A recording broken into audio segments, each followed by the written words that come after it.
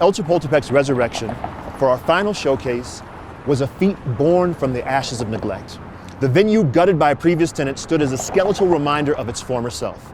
Yet through the collaborative efforts of the 87 Foundation and PBS 12, a phoenix emerged. Their combined forces not only breathed life back into the hallowed space, but also illuminated its historical significance, creating a poignant stage for our farewell to a Denver legend.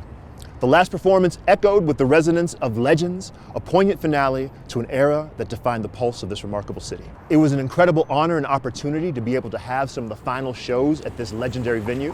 This episode features the Mañanas.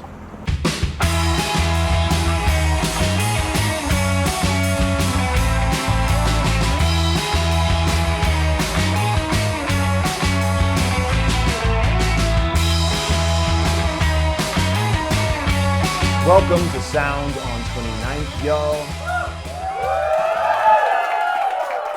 We are here at the old El Chapultepec playing for the hypest studio audience in the United States of America. Thank you all so much for being here.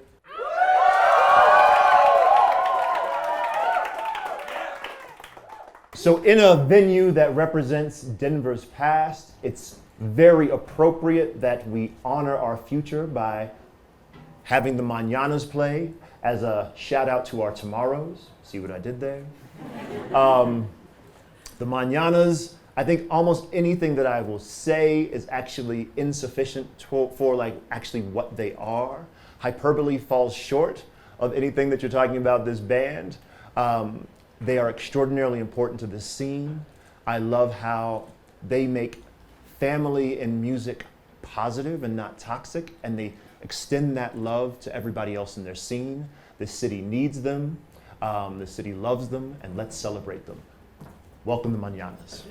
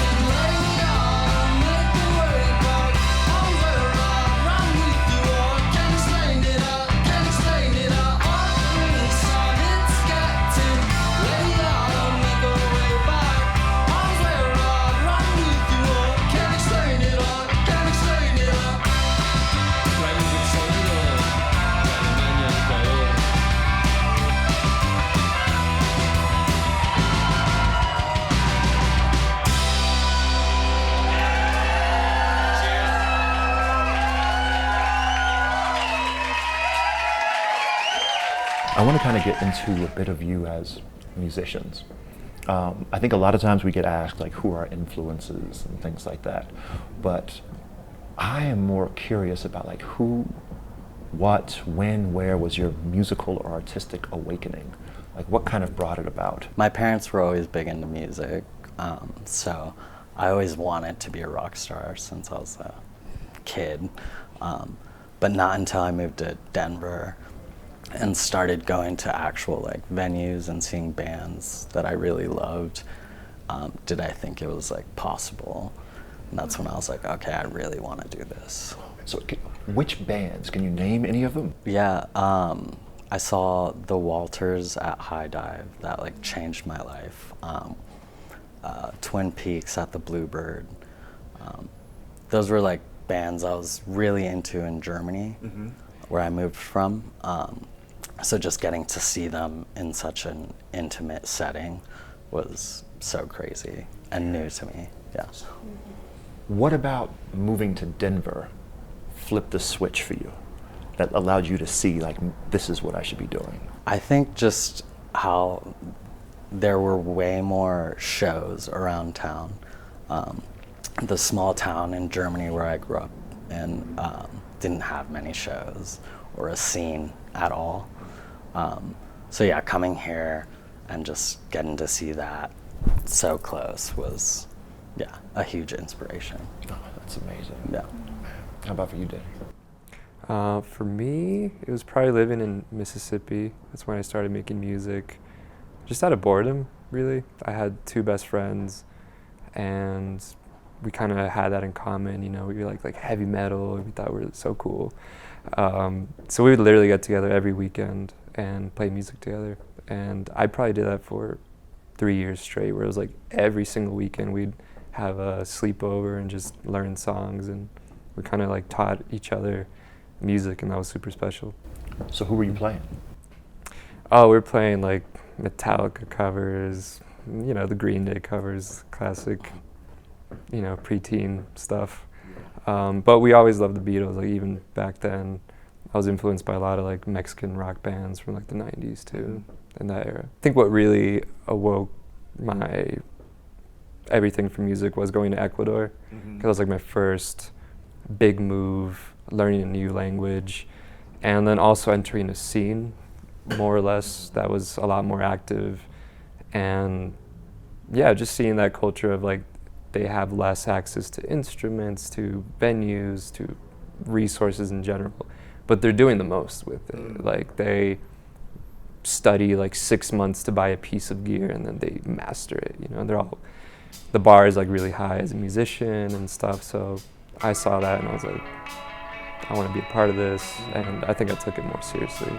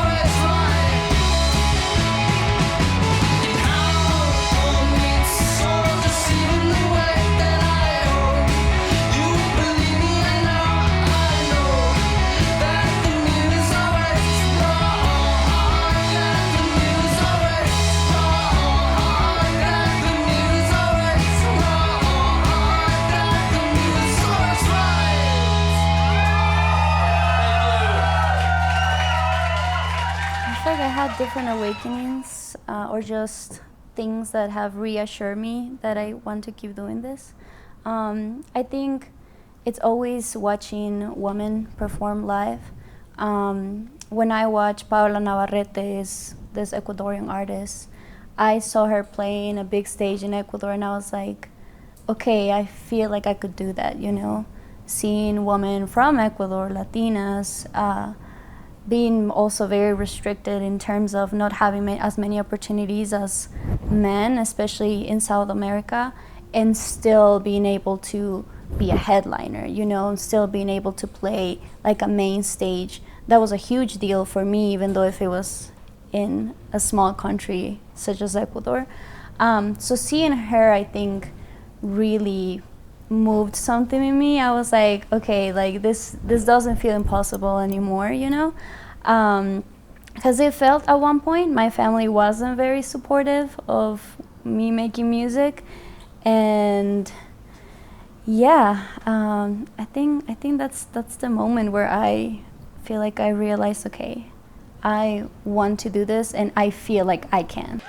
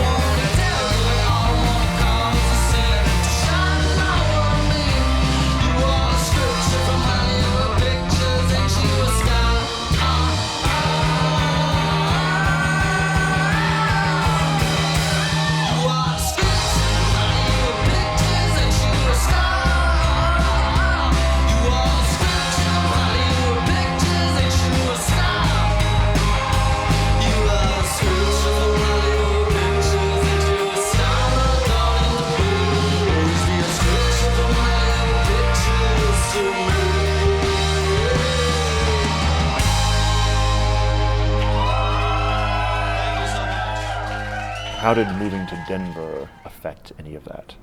Oof, in such a crazy way, because for me, I started to explore other parts of my music and not being caught up in what I was already making. So I started to write in English. I joined the Mañanas, of course, which is pretty different from what I do in my own project. But moving out also made me realize that I can find people outside of my own country or outside of South America that will also feel identified with me, you know, as a woman who plays in two bands and who is like a multi-instrumentist. and also an immigrant. That's very special for me. So yeah, also Denver has a really cool scene. I think Denver's home now for us, you know, and we're just bringing the Latino love to it. So we're just treating it like our home, our family, and we're representing it with singing in Spanish, with having these events where we're bringing everyone that we admire in.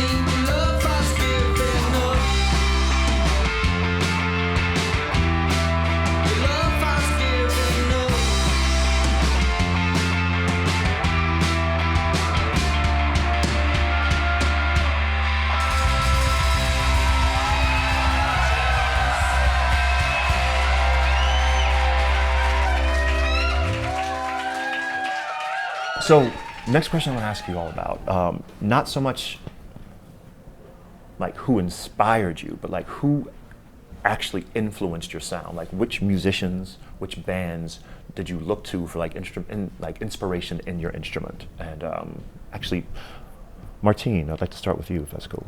Yeah. Well, I actually started playing guitar through my Jewish congregation, and kind of through that, it was early teens for my bar mitzvah, and was listening a lot to Jimi Hendrix, John Frusciante. But I think what a big awakening was for me musically was starting to listen to Latin American artists, mostly rockers from Argentina, and also some Brazilian artists like Gaetano Veloso. Those have been my biggest inspirations. And I feel like that's what I'm trying to contribute to the Mañanas, is kind of this Latin American side that I've had exposure to as also an Ecuadorian, but someone who's traveled through South America a lot. So that's part of it, I would say. Wow. We should all say, like, all together, the Beatles. The Beatles. 1, 2, 3. The The Beatles. Beatles. No, but we're obsessed with the Beatles for sure. We respect them. I think we've all had separate phases where we just grown to love them. But yeah, do you want to say? Yeah, last? a lot of like doo-wop was inspirational to the songwriting. Frankie Valli and the Four Seasons was as well. Just that structure of how they went about writing those songs. Yeah. Those catchy, like old songs are still an inspiration. Thank y'all so much. It's been amazing talking with you. And yeah, we're just so honored that you're sharing your time with us, so thank you. Thank you. Stefan. Likewise. Thank you. Cheers. This is for Lucia.